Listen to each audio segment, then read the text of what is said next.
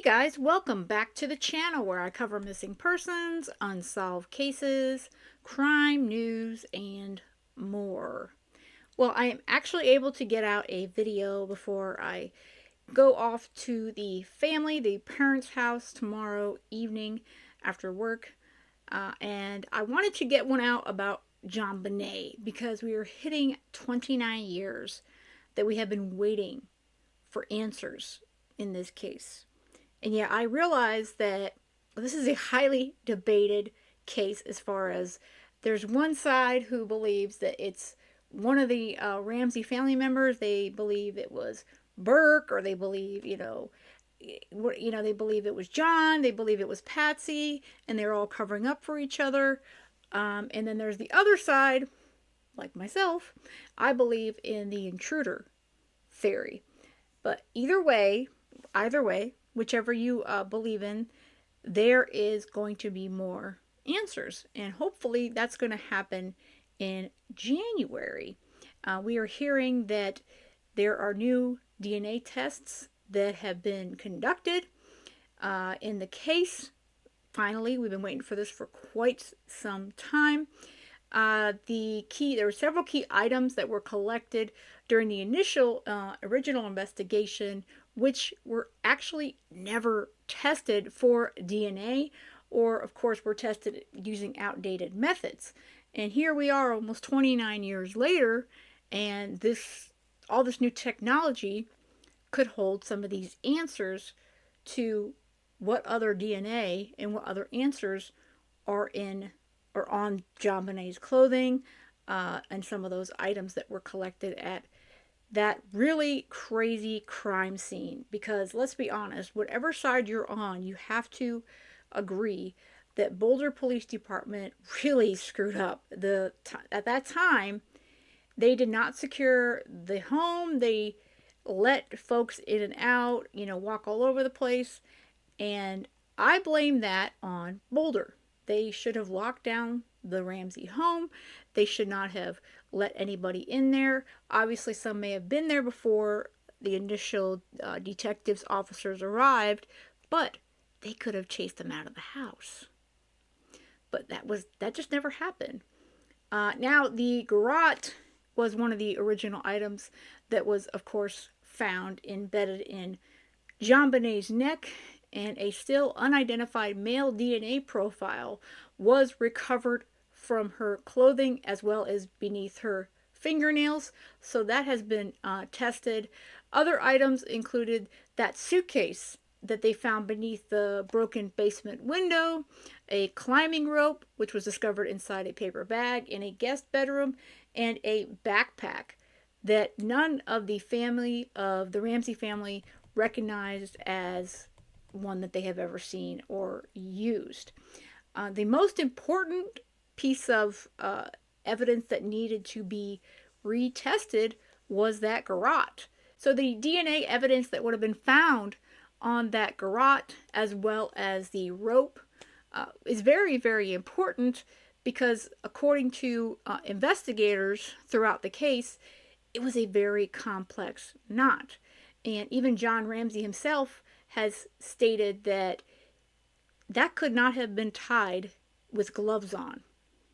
So whoever tied that knot on that garrote and put it around JonBenet had to have just their hands. So they would have left DNA evidence on that garrote and on that rope. Again, this is just one of those cases that I was 18 years old when this happened, and I had just graduated high school, that previous June. And, you're hearing about this the day after Christmas. And it was such a horrific, case to hear about, that they woke up the day after Christmas. Their sweet daughter was missing, and then they later on found her deceased in the home. It's just been one of those mysteries that almost 30 years later, I just would love to see the answers. And of course, most of you guys want to hear it as well. And I think we are finally getting closer to just that. This is a true crime special put out by KTLA about a week ago, KTLA 5, and I will put the link to this in the information of the video if you would like to watch it in its entirety without any of my commentary, which I have to do to make it fair use. But this I found to be an excellent interview with John Ramsey on where the case stands as of December 2025. It has been nearly 30 years since little 6-year-old JonBenet Ramsey was found dead the day after Christmas in the basement of her parents' Boulder, Colorado home. Well, her killer or killers still remain on the loose. Joining me now to update us on this investigation is her father, John Ramsey. John, thank you so much for talking to us about this cold case. We're eager to learn where things stand today. So please welcome to the program.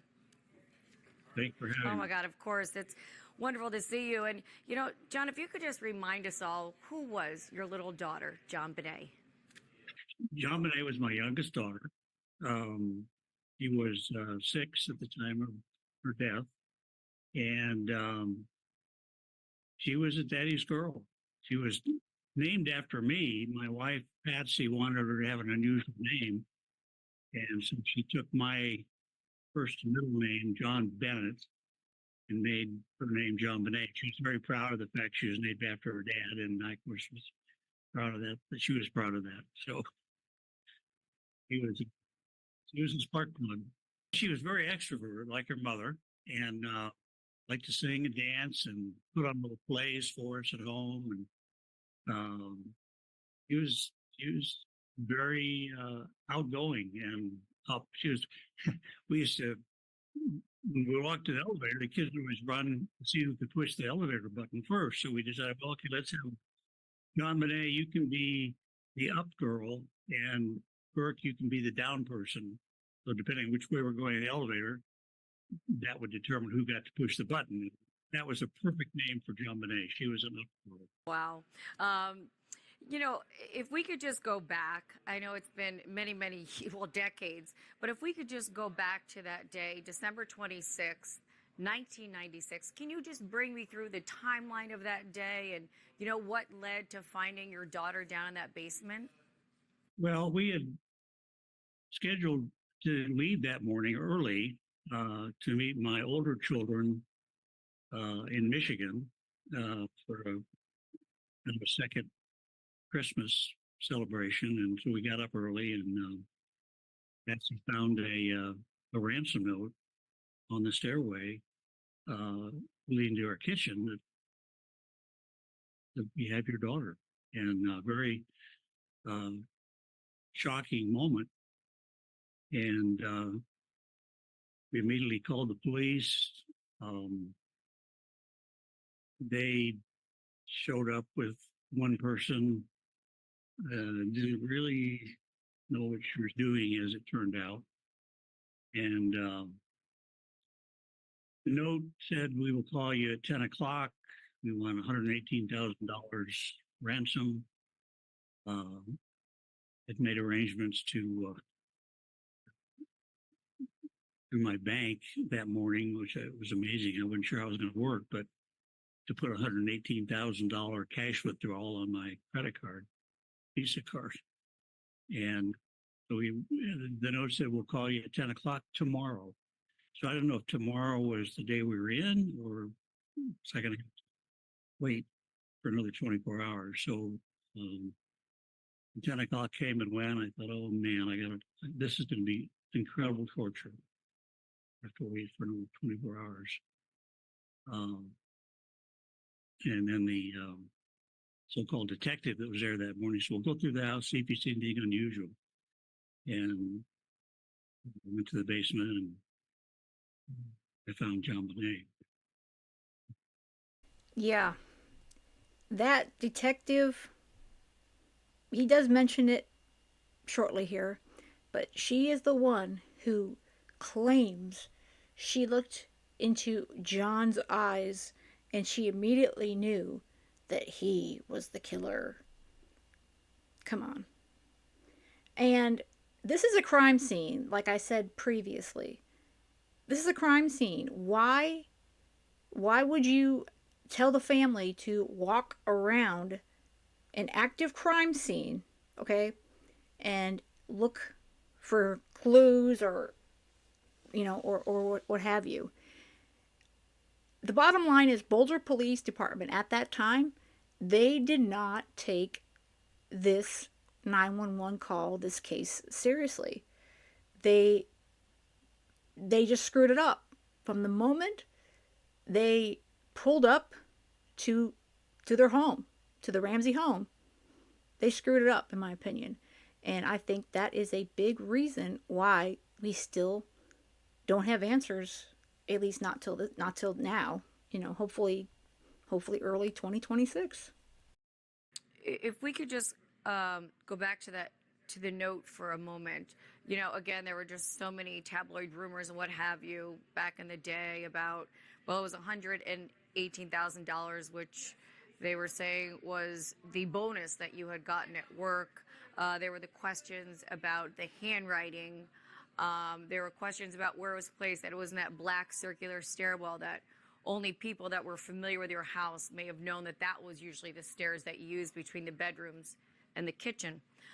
Um, you know, First, the handwriting. What did that come back? I know they asked both you and your wife, Patsy, for handwriting samples. What was determined? Well, we had to write that horrible note, full, thoroughly, left-handed, right-handed, um, and handwriting experts, they rated your comparison on a scale of 1 to 5. 1 is absolutely, this is a match, and 5 is absolutely no, there is no match here. I was a 5, Patsy was a 4.5, and it was ruled out. And the legend in the media migrated to Patsy likely wrote the note, which was absolutely false. And as John Ramsey knows, to this day, people still believe, well, Patsy wrote that note. I mean, look at her handwriting. It looks just like, the ransom note. She didn't write the note. I don't believe that at all. I don't believe either one of the parents wrote that note. I do believe it was probably, possibly somebody that knew this family. And he goes on to explain why he thinks the same thing. But somebody that knew this family, or gave somebody that knew the family, that gave the perpetrator the information that they needed to know to not only get into the Ramsey home, but to write that letter and, to put that information as far as his bonus. Again, there's just, to me, there's just too many things that just don't match up that this was John or Patsy or Burke. I don't believe for a second that JonBenet's parents would have sexually assaulted her. Not at all. The police were told by the true handwriting experts to look elsewhere. They said, with a 3-page exemplar of a ransom note, we can match the handwriting easy. And I were not a man. On Patsy's notebook in the home? Well, who knows? I mean, it was pad paper. Uh, you know, uh, I Fingerprints on that notebook? I don't know about fingerprints. They did find an unidentified palm print. Most importantly, we the police retrieved unidentified male DNA from her clothing, and that information was relayed to the police in early January of '97. Okay, so And just a few days after your daughter's body was found. Can we just jump back? Because I wanted to get into, how that DNA was found. First of all, when you found your daughter, what did she look like? What was she wearing? If you She looked asleep. peaceful. I did not see the rope that was embedded in her neck, used to strangle her. Did not see the marks on her neck. Did not see. Uh, I thought she was resting, asleep, and so I was just relieved uh, um, immensely. And then pretty quickly, I realized that she probably was not alive. For those who don't know what it is. Well, I didn't know what it was necessarily either, but it was used to strangle my daughter around her neck. And that came from what I understand, a broken paintbrush handle. That stick Well, was used with the the rope. way it was made, yeah, it was this line of cord that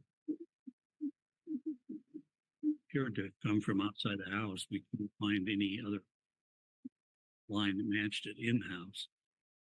Um, and so, Was your daughter sexually assaulted? yes, I'm sorry to say, yes, she was. I did. I have to say that this interviewer gets a little funky to me with some of her lines of questioning, but other than that, she does get the answer she's looking for. Uh, like he said, the paintbrush, the broken paintbrush that was used for the garrote, a lot of folks have said, and they still continue to believe it, that it came from Patsy's supplies. John saying it didn't. The thing about this case is there has been so much put out to the media, to through the media to the public, and so much speculation and bad policing at that time, bad investigative work, to me, that it's not surprising that people are just so divided on a lot of information and who truly did this. But John, Patsy, and Burke were found to be innocent. They were cleared by the district attorney's office. You know, it may, those of you that are naysayers are obviously going to say, well, that's not true. They just, but it's true. That is a factual piece of information that is out there. And it's just the fact that Boulder screwed up. It all starts from the moment they called 911 and Boulder comes to the house. One detective who was not very confident in herself and her skills, and other officers at the scene who just let everybody trample around the scene and just did shoddy police work from the get go, that does nothing but hinder finding the truth. And if it was any other department, a lot of other departments would have had their answers well before, almost 29 to 30 years later. Boulder screwed up. That's the bottom line. Didn't know that at the time, nor did I know it for a good while, but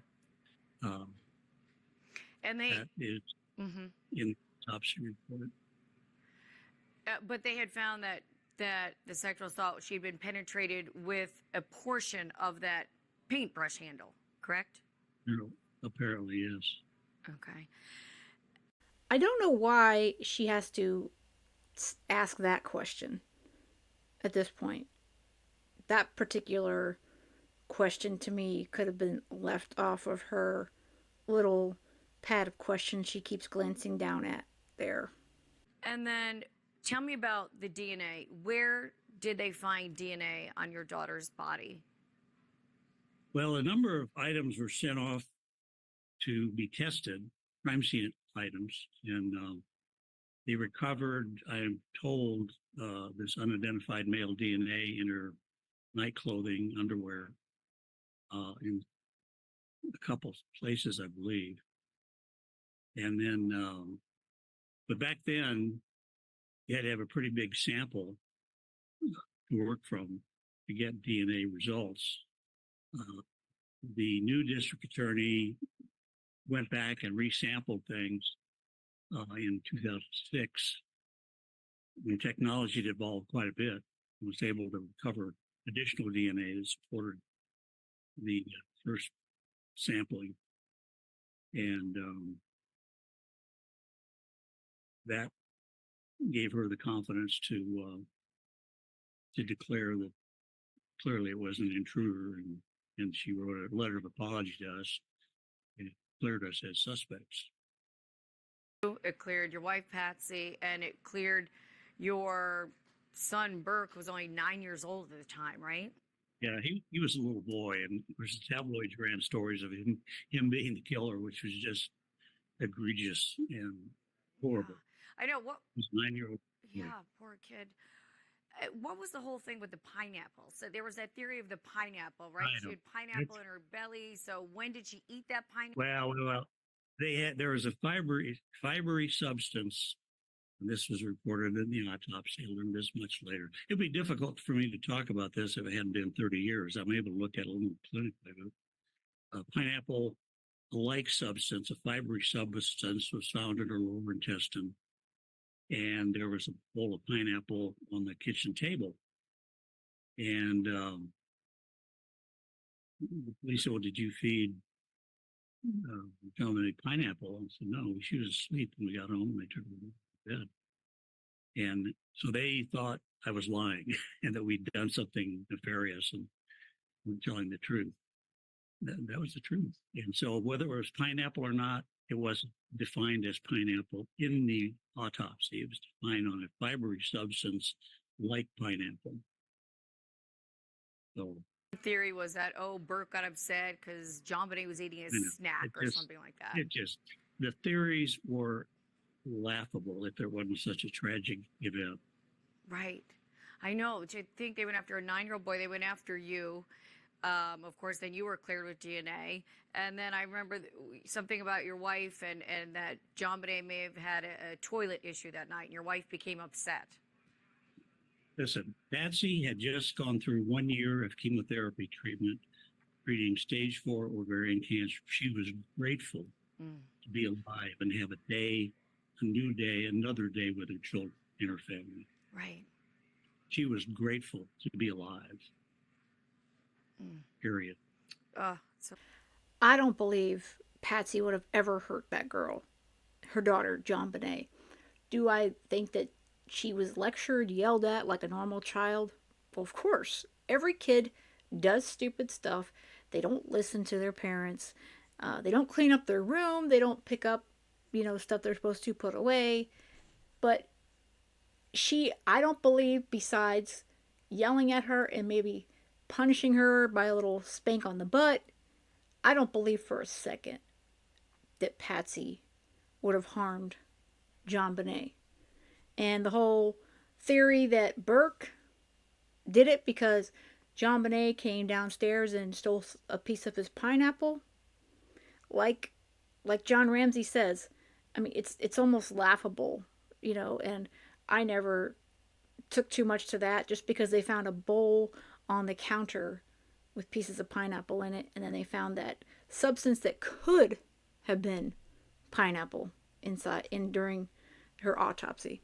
So that was just another theory. Absurd theories. The police department didn't know what they were doing, and they were so out of their league.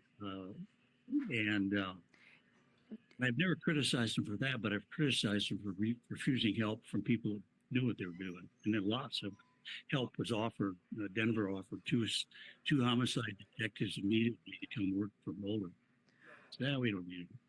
Right. I remember the old school homicide detective who had solved many homicides was brought on, and he had ruled you guys out immediately and said, no, I believe this is an intruder. And I know he had climbed in and out of the window downstairs in the basement, which is how he believes that this intruder got in. Well, that was the theory. Perhaps that was how the house was entered. But yeah, Lou Smith was a legendary detective who was brought in out of retirement, solved over 200 homicides in his career,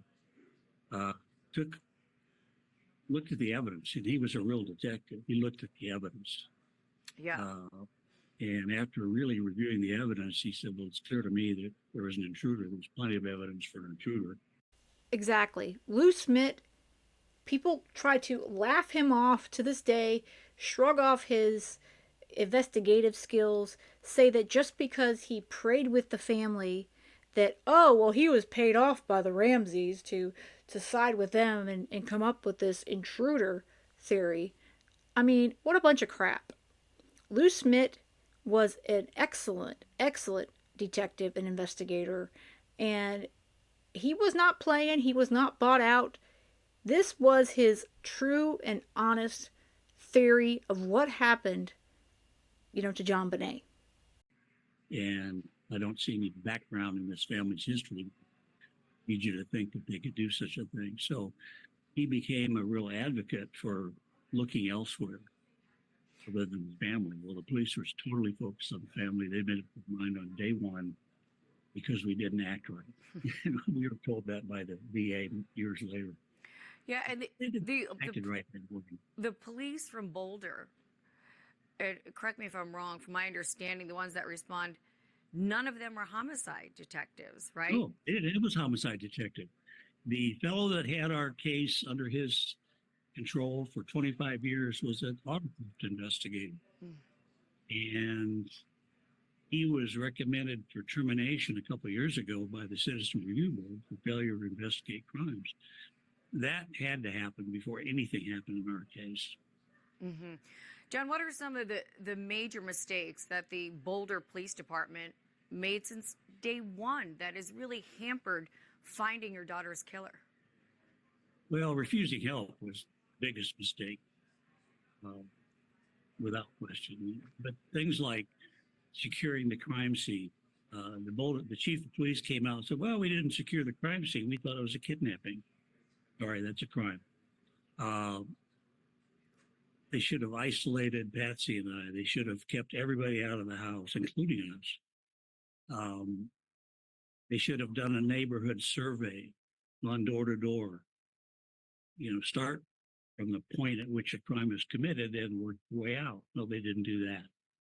It's endless, the mistakes. And that's where it started.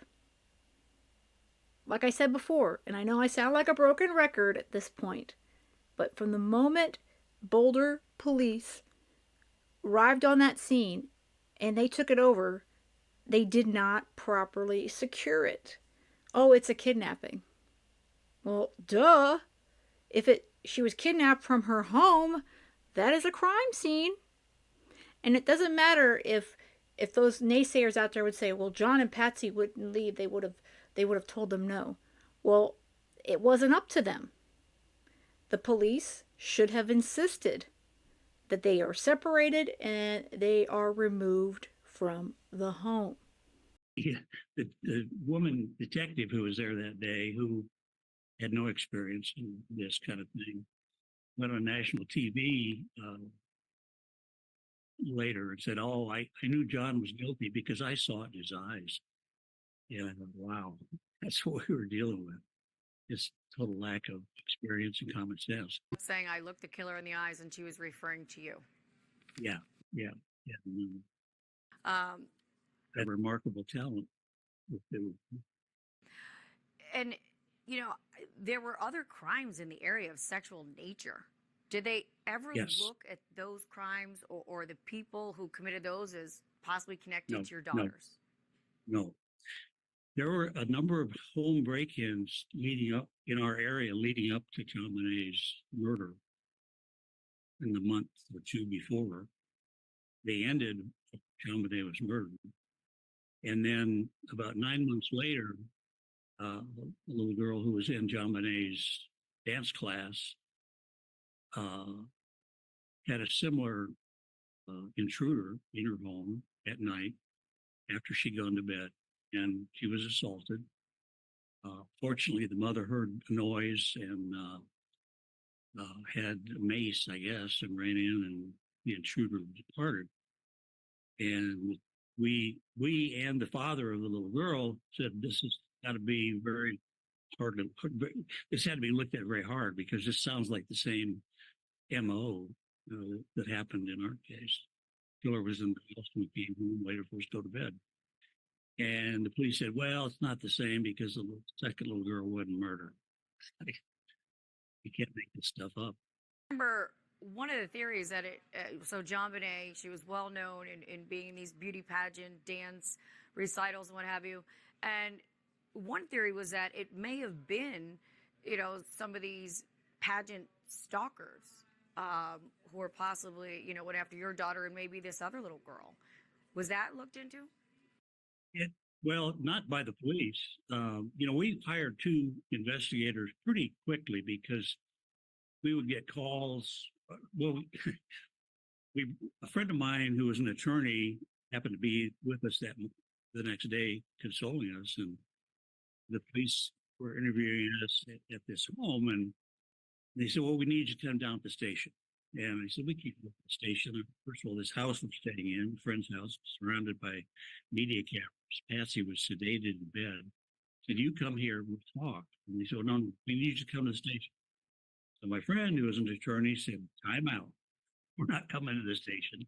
We'll get back to you. Well, he introduced me to my attorneys the next morning. And it's like, well, maybe I need an attorney, I guess.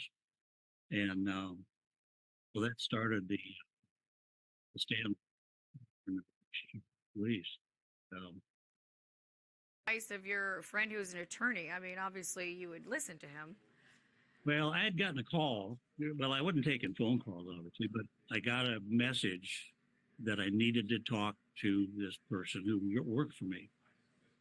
And I said, okay, I'll talk to him. So I got on the phone. He said, John, I got this message from inside the system. They said, tell John to get the best defense attorney he can get his hands on because they think he killed his daughter. This was the day after.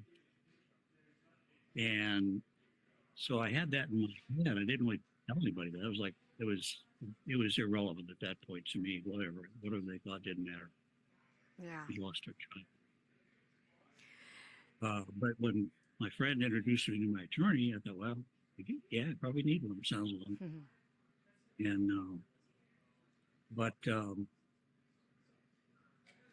and the private eyes that you hired, what were some of the things that they discovered, and where did they think the evidence was leading them as far as who might be her killer?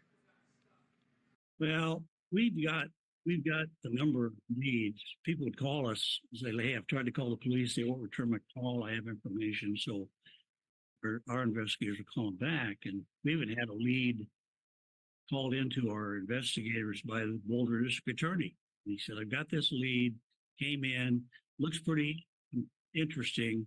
I don't think the police will follow up on it. Would you have your investigators follow up on it? And so we did. And it circumstantially was a very compelling lead. So we had a number of those like that. Ultimately got down to, was there a DNA match? Not. And in the leads that we had early on, there was not a DNA match. And but certainly compelling circumstantially.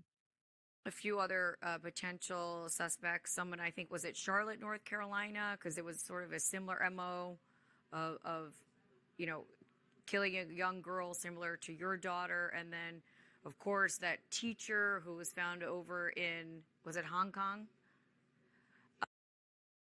Oh, yeah. Yeah, well, that was a fellow that was, there was a professor of journalism at the University of Colorado that did an article on the horrible performance of the media in our case. And this caught the attention of this fellow who was in, I don't know if at the time he was in Bangkok, but over a period of a couple of years of corresponding with this University of Colorado professor, he basically confessed that he was there.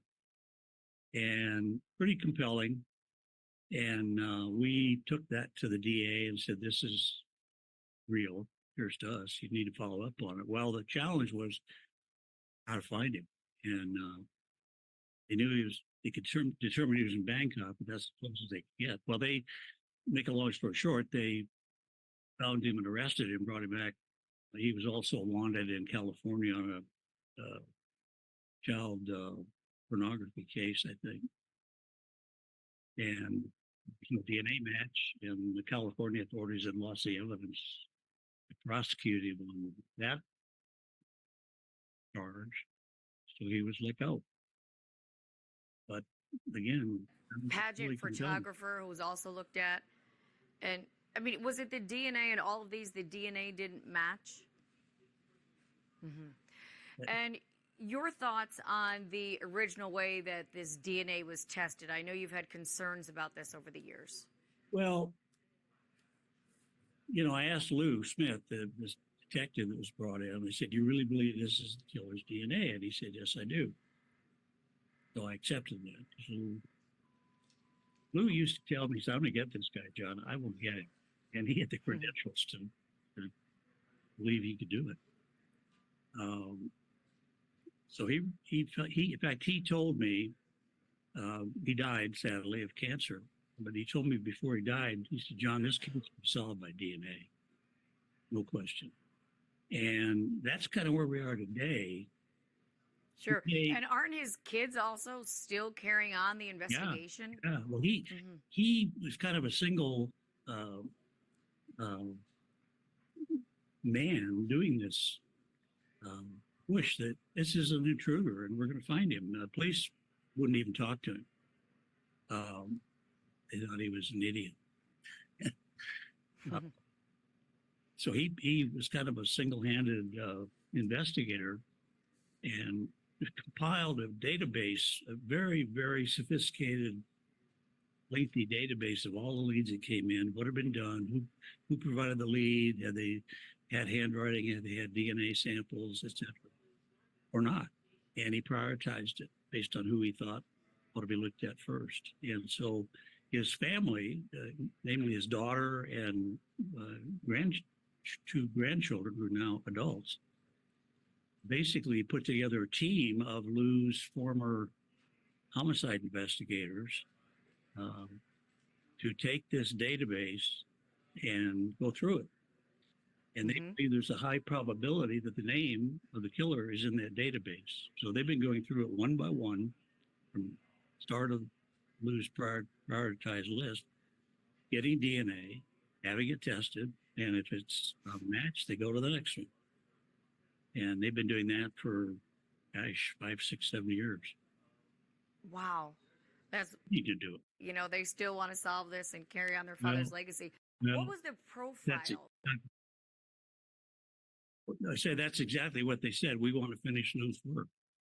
He was able to finish it. What type of profile are they looking for in the killer?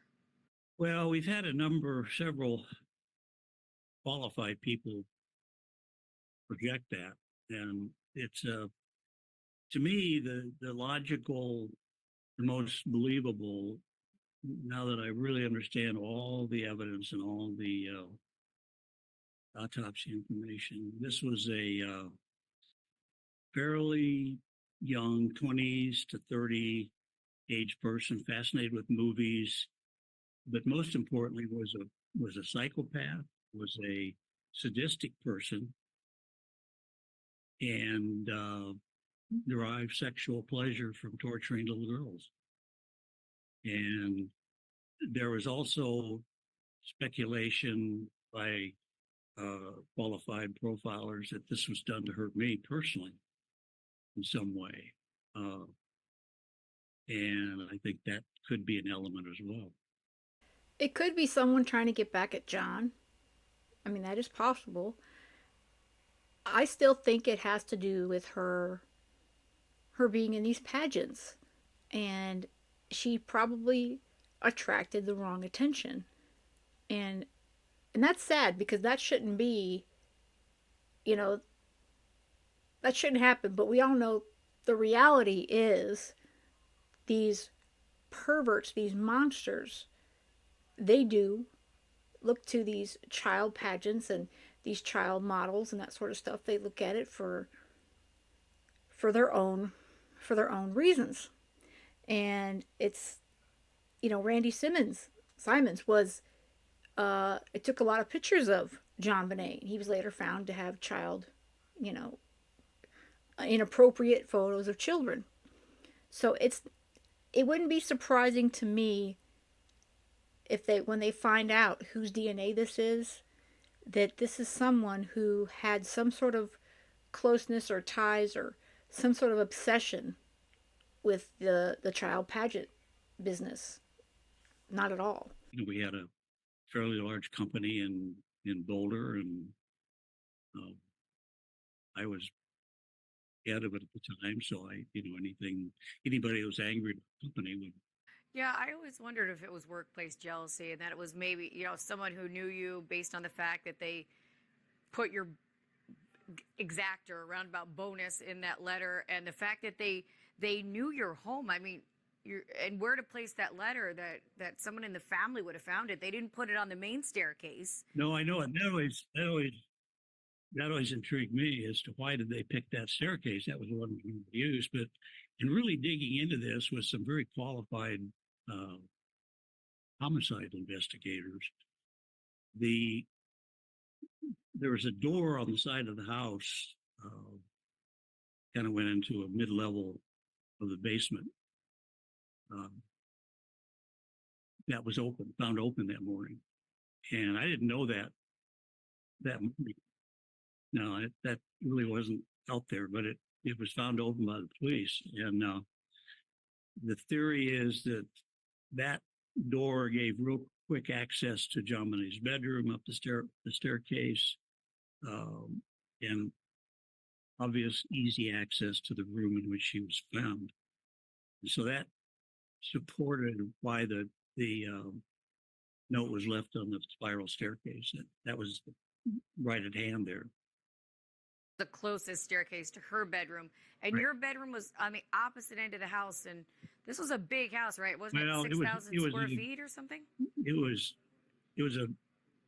a house that had been added on to. It was built in 1957, had lots of doors and windows, and our bedroom was in what was an attic. We converted it into a bedroom, and it had a stairway down to the floor that the kids' bedrooms are in. So it may not have been that initially we kept hearing about the window, the broken window, which as I recall, you had broken in through there a year before. Yeah. Because you had locked yourself out.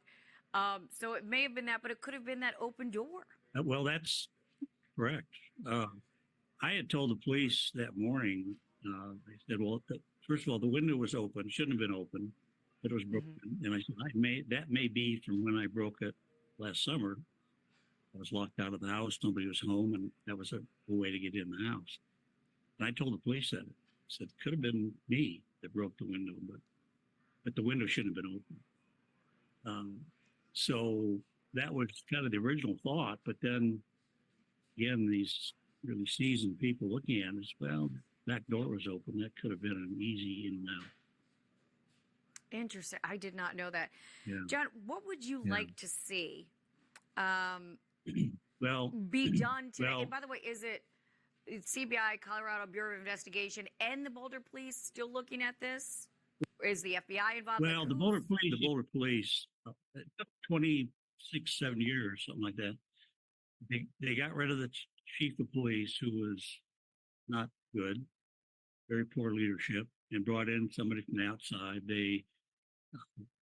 Citizen Review Board recommended termination of 5 of their detectives a couple years ago. They dealt with that. So they cleaned house, and that changed the whole dynamic. The groupthink crew that was in there from the beginning made up their mind on day one, and by gosh, we're not going to pay any attention to evidence. And we know the answer because we said we saw it in his eyes. We knew he was guilty. Just crazy. But nothing was going to happen until they brought in new leadership. They did. I've met with them, gosh, 3 or 4 times over the last year and a half. Decent guy, experienced, but he's from the outside of that culture, which was huge. So we believe there's movement, positive movement. They did send off some crime scene samples for additional testing. What we've asked them very clearly and singularly to do is use the latest DNA technology, which is called investigative genetic genealogy, IgG. It was first used by a technology-focused police department of California that identified the Golden State Killer, 40-year-old cold case. And using IgG, they found him and convicted him. And there's been, gosh, maybe 15 or 20 old cold cases that have been solved using this IgG, investigative genetic genealogy. Latest technology, remarkable advancement of DNA, use of DNA to solve crimes. That's what we're asking the police to do, to go to one of the few cutting edge labs that have that technology and can implement it and turn them loose. And let's see what they come up with. Are they in the process? So it's the Boulder police that are still leading the investigation, correct? Correct. Okay. Correct. Are they doing that? Are they taking this DNA and bringing it to a lab and trying to do genetic genealogy to try to, find a family member? And then once they find a family member of the killer, they can then, try to track down the killer from there. Look at their family tree. Basically build a family tree. Yeah, that's correct. To our knowledge, no. But they don't tell us much, so we don't know. We've certainly been very clear on this is what needs to be done. You need to do it. Here's people that can do it. We've told them if money's an issue, we can figure out how to cover the cost. They said, no, that's not an issue. And so we're just hoping they do it. Because I really believe that that'll give us an answer. The right testing with this new technologies, it's going to obviously give the answers. I mean, 29 years as of Friday, December 26th. I mean, how much longer is it going to take to find out who killed little JonBenet Ramsey? It should never have taken this long.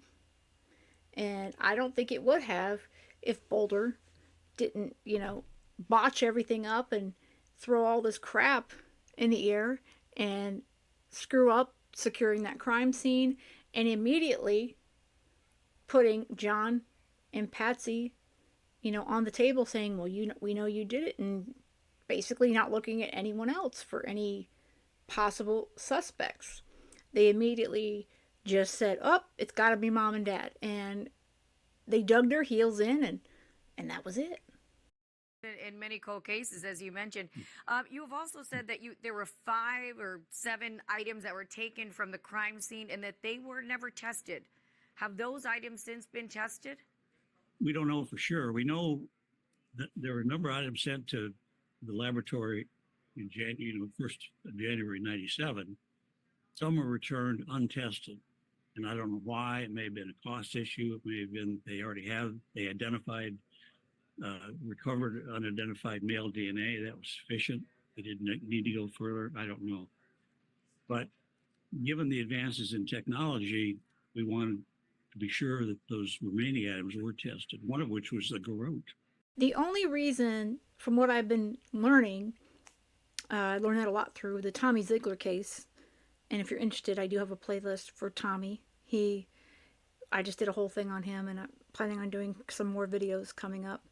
But there are certain pieces of evidence that there's not enough DNA, on an item. They can't test it, or the DNA is just too degraded.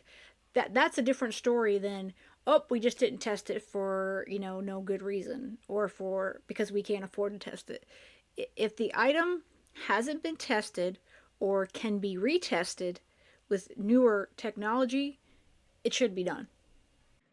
Used to strangle JonBenet. But the real important thing is that the DNA sample we got in '97 that was confirmed again in 2006, I think, is in a format called STR. And it's like 20 markers that identify, the person. That isn't compatible with IgG. They need to retest the DNA and put it in a different format called SNP, SNAP. It's referred to, I think, SNP. That has like thousands of markers versus the 20 or so in the earlier sampling. So it needs to be retested to get it in the right format to then do the investigative genetic task. A big database. Yep. And then Yep. where do things stand as far as is there a concern that there's only a very small portion of DNA left, and so you have Well, to be really that was careful? always that was the concern a year ago when I spoke to the chief of police. Because I learned that from at least one of these cutting edge labs is we can work with picograms of DNA. We don't consume any of it in our testing. And that's significant. So that the argument that we don't want to consume it with additional testing isn't valid anymore. Wow, technology has come far. Yeah. And I recall there was also a concern because this suspect's saliva, I believe, was found in her underwear, and it was mixed with JonBenet's blood. And back then, they were unable to split that, so it was hard to really just test the suspect's DNA. Is that still a problem, or is our technology advanced? Technology can address that. Absolutely. No, it wasn't back then. No, it couldn't. It was a problem. But they did somehow extract enough markers to qualify to put into the federal DNA database back in '97. So yeah. So with these advancements in DNA technology, do you believe that they will one day find your daughter's killer? I do. I think there's a high probability that we can identify the killer if we employ this investigative genetic genealogy technique. It's been around for maybe 2 years now, but proven to be very effective. The United States has over 250,000 unsolved murders, which is shocking. Colorado has over 1,000 unsolved murders. There shouldn't be any.